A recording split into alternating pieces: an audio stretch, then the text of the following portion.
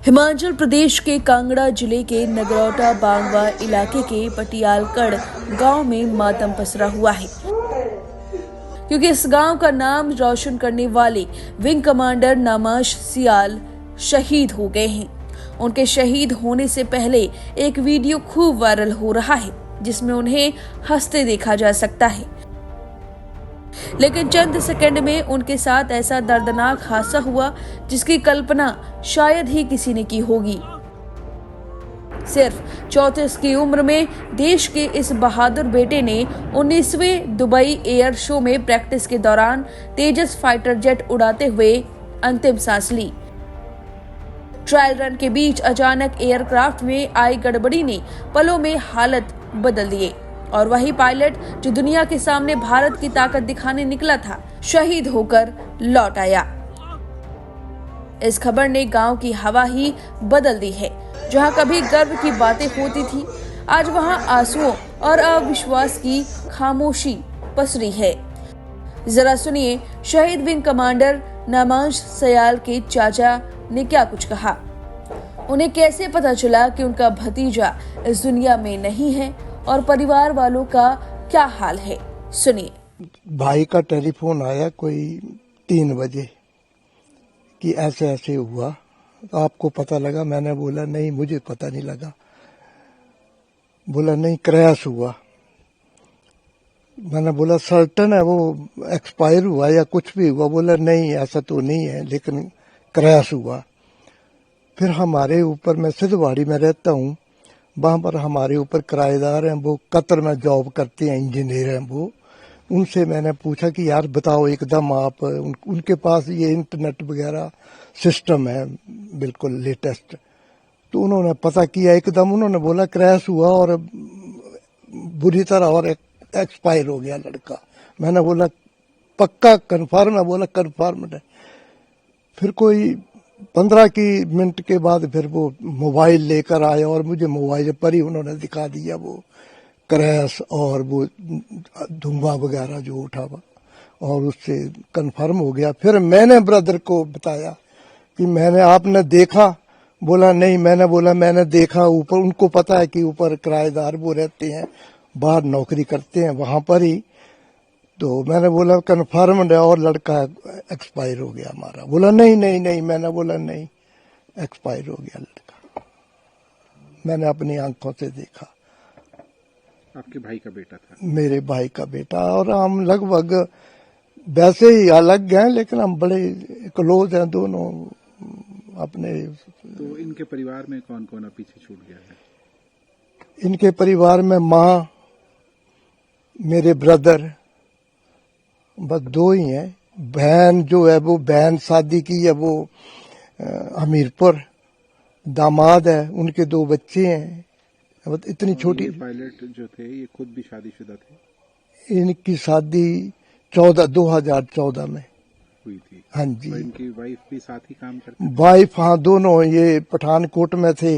वहाँ इनके आपस में वो इसकी भी फर्स्ट अपॉइंटमेंट थी, उसकी भी लड़की जबलपुर से है। फिर दोनों ने वहां पर आपस में फिर शादी मैनेज जो हुई। शादी यहाँ कांगड़ा में गई, उत्सव होटल में कछियारी। और एक बेटी भी है? उनकी एक बेटी है, फर्स्ट क्लास में पढ़ती है वहां पर। तो वाइफ जो है वो IIM कलकत्ता ट्रेनिंग पर गई है, और बेटी जो है वो, लड़का चला गया वहां एयर शो के लिए। तो भाई यहाँ पर आया हुआ था 1 महीने के लिए। माँ, नमंस की माँ वहां पर ही थी बेटी के साथ। फिर भाई वो अकेली रह गई, तो मैंने उसको बोला कि जा, वो अकेली है और चले जाओ आप। नहीं, उसने 22 तारीख जाना था कल। तो इनके माता पिता इस वक्त चेन्नई में हैं? चेन्नई में है दोनों। सैलूर एयरबेस में है, वहां पर एकोमोडेशन है उनको मिली हुई, तो वहां पर ही है दोनों। तो अब क्या जानकारी आपको मिली है कि क्या उनका पार्थिव शरीर जो है वो उसको यहाँ लाया जाएगा? उसके बाद तो सर ये अब डिफेंस की, एयरफोर्स की अपनी फॉर्मेलिटीज वगैरह हैं, तो हमें उसके कुछ पता नहीं है। वहां पर मुझे कम्युनिकेट किया ब्रदर ने नहीं, वहां पर जो उनका स्टाफ है कि आप बोलिए कौन कौन आना चाहता है यहाँ पर, हम मैनेज करेंगे एयर वगैरह टिकट वगैरह के लिए, आप बताओ हमें, हम तैयार हैं। फिर मैंने 2 नाम दिए, तो उनके वो वेयर बहुत उन्होंने मांगे डेट ऑफ बर्थ और क्या आधार, वो भेज दिए और 10-15 मिनट में 2 टिकट आ गए यहाँ गग्गल टू चेन्नई और सलूर के। तो कल वो जा रहे हैं, 11:15 बजे फ्लाइट है उनकी। तो मतलब संस्कार वगैरह यहाँ होगा या? हाँ, वो तो यहीं करेंगे, जो कुछ भी है हम यहीं करेंगे। देख रहे हैं आप, हमारी 19 तो अपनी फैमिलीज हैं, बाकी ये सारे बड़ा अच्छा वातावरण है हमारा, मिक्स्ड कम्युनिटीज हैं यहाँ पर। तो साहब हम तो सिद्धवाड़ी से अभी आए, कोई घंटा हुआ, ये सारे देखो गांव वाले आए हुए हैं, बैठे हुए हैं, तो हम तो यहीं जो कुछ भी है। जी, आपका नाम और क्या करते हैं? मेरा नाम रमेश कुमार है, मैं बैंक से रिटायर्ड आदमी हूँ और ये मेरे ब्रदर इन लॉ थे, छोटे वाले, ये बड़े वाले हैं। हम कौन से गांव में हैं और काफी सारे लोग बैठे हैं, मातम का माहौल है, कुछ बताएंगे आप, क्या कुछ हुआ, क्या जानकारी मिली आपको? हमें तो मेरे को तो 5:15 बजे करीब फोन आया, उन्हीं का, खुद का, इनके फादर का। मेरे बड़े क्लोज हैं वो, ये सारे हमारी बड़ी ये है, और मेरी हम उम्र के एज लगभग हमारे बराबर है, तो हम बड़े स्वार्थपूर्ण अपने इसमें रहते हैं। तो उन्होंने फोन आया कि मैं ऐसे ऐसे हो गया, और मैं उसी समय गाड़ी पकड़ी, टैक्सी की, और मैं यहाँ आ गया।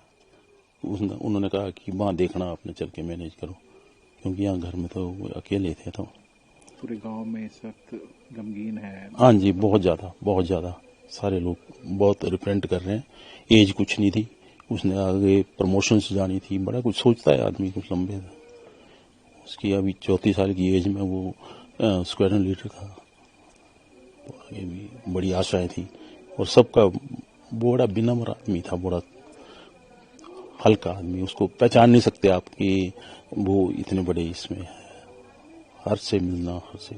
विंग कमांडर नमन सयाल एक उच्च कुशल और अनुभवी पायलट थे, जिन्हें भारत के स्वदेशी फाइटर जेट को एक अंतर्राष्ट्रीय मंच पर प्रदर्शित करने का महत्वपूर्ण दायित्व सौंपा गया था।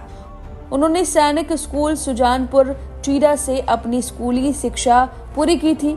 उन्हें 24 दिसंबर 2009 को भारतीय वायुसेना में कमीशन किया गया था। उनके पास MiG-21 और सुखोई Su-30 MKI जैसे विमानों को उड़ाने का भी अनुभव था। वह हाल ही में तेजस की 3री स्क्वाड्रन में कार्यरत थे। उनके परिवार में उनकी पत्नी है, जो स्वयं भी एक IAF अधिकारी हैं। उनकी एक 6 या 7 साल की बेटी है। उनके माता पिता हैं। उनके पिता जगन्नाथ सयाल भारतीय सेना के मेडिकल कोर में सेवा दे चुके हैं।